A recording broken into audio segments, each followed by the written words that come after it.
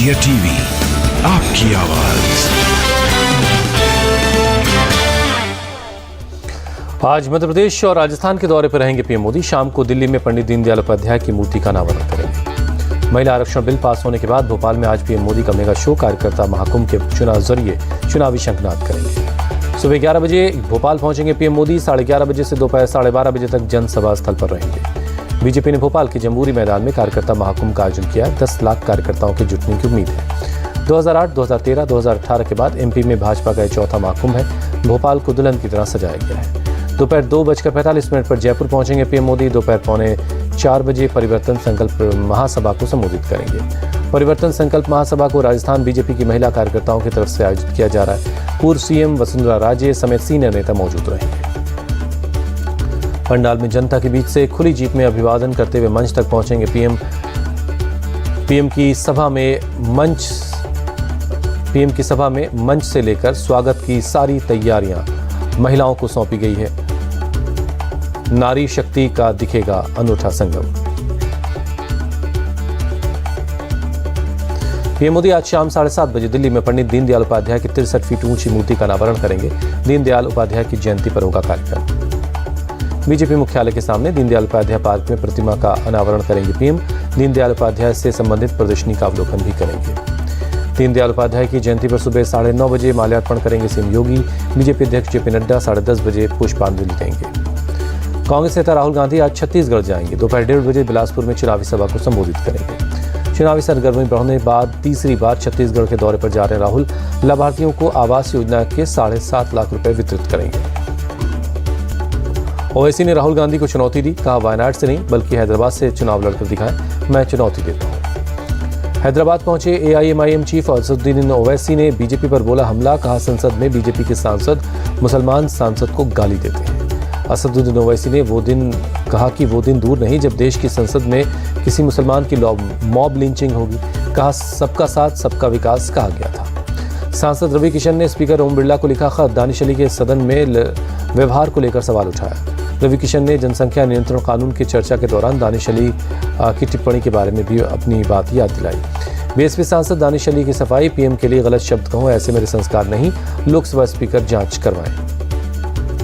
दानिश अली का बीजेपी पर आरोप, ये मेरी हत्या करवाना चाहते हैं, रोज मिल रही धमकियां। कांग्रेस नेता अधीर रंजन चौधरी की मांग, रमेश भिधोड़ी को लोकसभा स्पीकर सस्पेंड करें।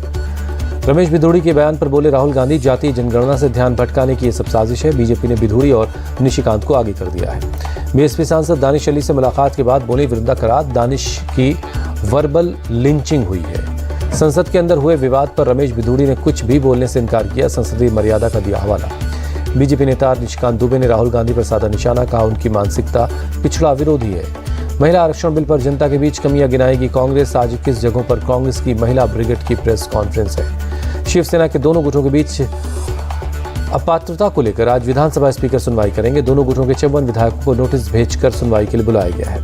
एनसीपी चीफ शरद पवार की उद्योगपति गौतम अडानी के साथ फीता काटते हुए तस्वीर वायरल होने पर सियासत हो रही है। विपक्षी गठबंधन पर बीजेपी हमलावर है। गौतम अडानी के साथ शरद पवार की नजर आने पर एनसीपी की सफाई। कहा, आमंत्रण पर गए थे शरद पवार, इसमें आपत्ति नहीं होनी चाहिए। सीएम हेमंता का राहुल गांधी से सवाल, आपके दोस्त शरद पवार के घर दिखे अडानी, क्या अब उनके खिलाफ बोलेंगे? एमपी की जनता से कमलनाथ की उम्मीद, विधानसभा चुनाव में कांग्रेस को जिताएगी। वसुंधरा राजे का बयान, राजस्थान में महिलाओं का बुरा अपमान हो रहा है, गहलोत सरकार कुछ नहीं कर रही। कांग्रेस नेता उदय भान की पीएम पर टिप्पणी पर बोले सीएम पुष्कर सिंह धामी, कांग्रेस के लोगों को इस पर आगे आकर निंदा करनी चाहिए। केंद्रीय मंत्री जी किशन रेड्डी ने एएमआईएम के चीफ ओवैसी पर साधा निशाना। कहा, ओवैसी ने महिला आरक्षण के खिलाफ वोट किया। सेना की ताकत बढ़ेगी, देश का पहला C295 एयरक्राफ्ट पहुंचेगा हिंडन एयरबेस। रक्षा मंत्री राजनाथ सिंह आज हिंडन एयरबेस पर विमान को औपचारिक रूप से भारतीय वायुसेना को सौंपेंगे। कुल 56 विमान IAF को मिलने जा रहे हैं। हिंडन एयरबेस पर आज से 2 दिनों की ड्रोन प्रदर्शनी है। भारत ड्रोन शक्ति 2023 के नाम से कार्यक्रम का होगा आयोजन। खालिस्तान समर्थकों पर NIA का एक्शन। कनाडा, दुबई समेत 5 देशों में रह रहे 19 खालिस्तानियों की लिस्ट तैयार की गई है। 2008 के मालेगांव विस्फोट के मामले में प्रज्ञा ठाकुर समेत सभी आरोपियों की कोर्ट में पेशी। कोर्ट ने भेजा सम्मन। भ्रष्टाचार के आरोपी टीडीपी चीफ चंद्रबाबू नायडू की बड़ी मुश्किलें। विजयवाड़ा एसीबी कोर्ट ने 5 अक्टूबर तक रिमांड बढ़ा दी है। पीएम ने 9 वंदे भारत ट्रेन को दिखाई हरी झंडी। 11 राज्यों को जोड़ेगी ट्रेनें। पीएम मोदी बोले वंदे भारत ज्यादा आधुनिक और आरामदेह है, लगातार बढ़ रहा है वंदे भारत का क्रेज। वंदे भारत ट्रेनों को टूरिज्म से बढ़ावा मिलेगा, कहा जिन राज्यों में वंदे भारत ट्रेन है वहां पर्यटकों की तादाद बढ़ रही है। रेल मंत्री अश्विनी वैष्णव बोले पीएम मोदी के विजन से 9 साल के अंदर रेलवे सेक्टर में बदलाव आया। कांग्रेस सांसद प्रमोद तिवारी का तंज, मुझे याद नहीं किसी पीएम ने कभी ट्रेन का उद्घाटन किया हो। बिहार से बीजेपी सांसद रविशंकर प्रसाद का बयान, दिल्ली से पटना वंदे भारत ट्रेन चलाने की मांग करूंगा।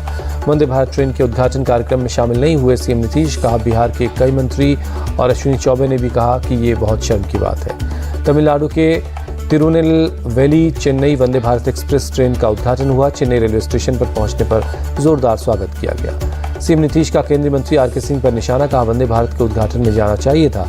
प्रदेश का विकास और राजनीति अलग अलग बातें हैं। केरल को मिली दूसरी वंदे भारत, केंद्रीय मंत्री वी मुरलीधरन ने पीएम का शुक्रिया किया, कहा राज्य के लोग इससे खुश हैं। अरुणाचल प्रदेश में पुनर्निर्मित तेजू हवाई अड्डे का उद्घाटन, 170 करोड़ रुपए खर्च हुए हैं। एयरपोर्ट के उद्घाटन के बाद बोले ज्योतिरादित्य सिंधिया, इससे प्रदेश की आर्थिक तरक्की होगी।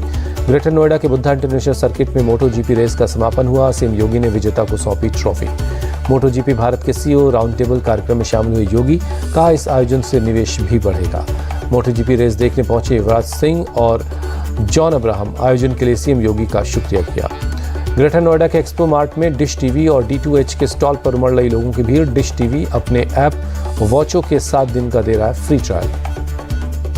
डिश टीवी के ऐप वॉचो में नई नई सीरीज के नई फिल्में देख सकते हैं। ट्रेड शो के दर्शकों ने ऐप की तारीफ की।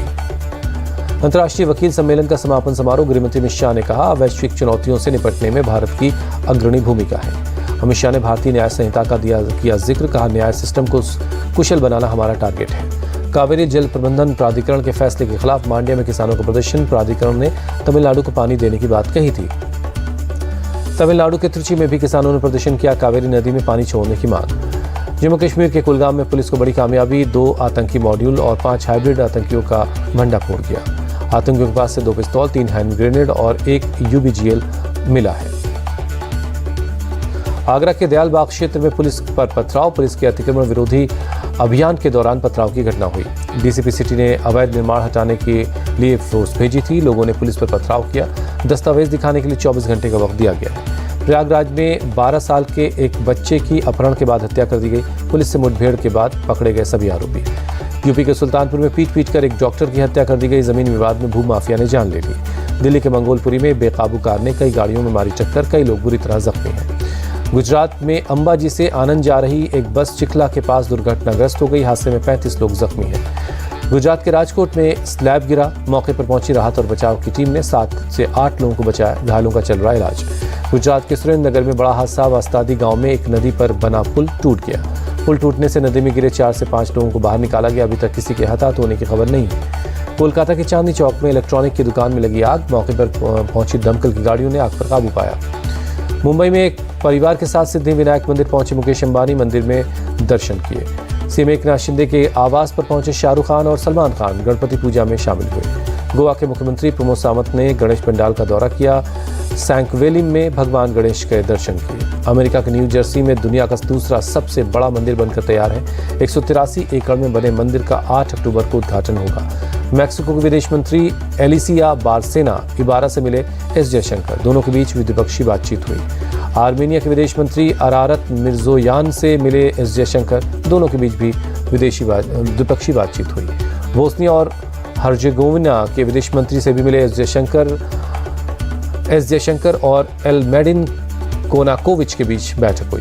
पश्चिम बंगाल पहुंचे चाइना के काउंसिल जनरल ने चंद्रयान 3 पर प्रतिक्रिया दी, कहा अद्भुत लैंडिंग देखना सच में रोमांचक था। वॉशिंगटन से न्यूयॉर्क शहर तक भारी बारिश का खतरा मंडरा रहा, न्यू जर्सी में बाढ़ जैसे हालात बने हैं।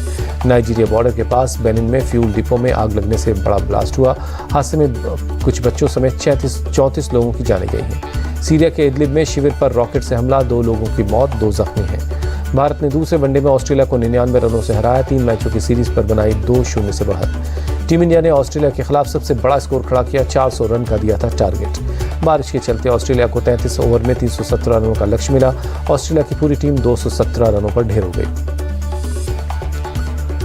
श्रेयस अय्यर ने वनडे करियर का तीसरा शतक लगाया, 105 रन बनाकर पवेलियन लौटे, प्लेयर ऑफ द मैच चुने गए। कप्तान केएल राहुल ने 35 गेंदों पर जड़ा अर्धशतक, मोहाली में खेली अर्धशतकीय पारी। सूर्य कुमार यादव ने भी जड़ा वनडे में चौथा अर्धशतक। 37 गेंदों में नाबाद 72 रनों की पारी खेली। कैमरून ग्रीन के एक ओवर में बैक टू बैक 4 छक्के जड़े। ऑस्ट्रेलिया के लिए डेविड वार्नर और एबॉट ने जड़ी 50। मार्नस लाबुशेन ने खेली 27 रनों की पारी।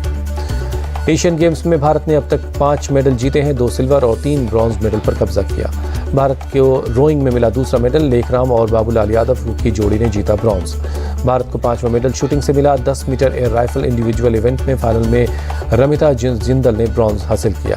विमेंस क्रिकेट फाइनल में आज होगी भारत और श्रीलंका की टक्कर। हांगझाओ में गोल्ड के लिए दोनों टीमें आमने सामने होंगी। एशियन गेम्स में वर्ल्ड चैंपियन मुक्केबाज निकहत जरीन का दमदार आगाज। वियतनाम के बॉक्सर को 5-0 से हराया, अंतिम 16 में जगह बनाई। एशियन गेम्स में भारतीय हॉकी टीम का दमदार आगाज। पहले मैच में उज्बेकिस्तान को 16-0 से हरा दिया है। धमाकेदार प्रोमो के साथ बिग बॉस 17 की तारीख का ऐलान हुआ। 15 अक्टूबर से ऑन एयर होगा शो। अलग अंदाज में दिखे सलमान खान। परिणय सूत्र में बंधे राघव चड्ढा और प्रणीत चोपड़ा। उदयपुर के लीला पैलेस में हुई शादी।